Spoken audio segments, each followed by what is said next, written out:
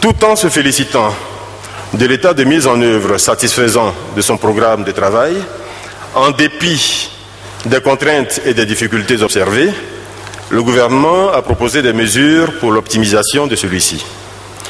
Le gouvernement se félicite également de l'importance des activités réalisées qui impacteront progressivement la vie quotidienne des populations, ainsi que de la qualité des échanges enregistrés au cours des travaux. Toutes nos initiatives doivent s'inscrire dans les objectifs de croissance et de développement du président de la République, notamment sa volonté de faire de la Côte d'Ivoire un pays émergent à l'horizon 2020. Il est tout aussi impérieux de nous maintenir dans une dynamique d'action et d'anticipation visant à multiplier sur le terrain les mesures concrètes et actions de développement pour la transformation qualitative de notre société. Nous avions 26 activités à mener.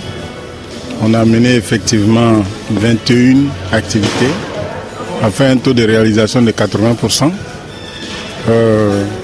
Certaines ne sont pas totalement achevées. Et donc les 2 mois qui nous restent, c'est des mois où nous allons passer à la mise en œuvre de ce qui reste. Et le plus important, c'est le projet d'insertion des Ivoiriens dans le commerce, qui est un volet important. Pour notre département, il y a déjà des chantiers en cours. Il s'agira pour nous de les achever et surtout de renforcer notre dispositif de surveillance des droits de l'homme. Il faut s'occuper des victimes. Et il faut s'occuper des victimes les plus vulnérabilisées, qui sont les veuves, les orphelins, les grands malades.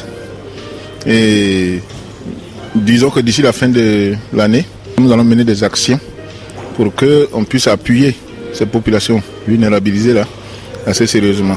Nous avons mis fin au lotissement villageois et nous voulons encourager l'avènement d'aménageurs privés. Et cela ayant été entériné, nous allons passer à la phase donc, de mise en œuvre effective. Nous allons faire beaucoup de reboisement et puis à la fin de l'année, nous allons interdire l'exportation de bois en Côte d'Ivoire. Nous avons quelques activités en cours et principalement, nous avons le groupe consultatif qui va s'organiser à Paris en décembre. C'est la rencontre avec l'ensemble des bailleurs pour le financement du PND. Nous partons rechercher presque 10 000 milliards et cette rencontre importante va permettre donc la mobilisation des ressources pour la mise en œuvre du PND. La politique nationale de l'emploi a été adoptée par le gouvernement il y a déjà quelques semaines.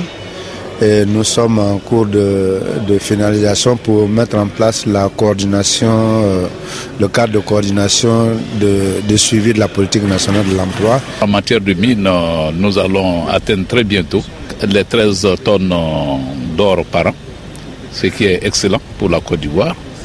En matière de pétrole, oui, nous faisons des découvertes.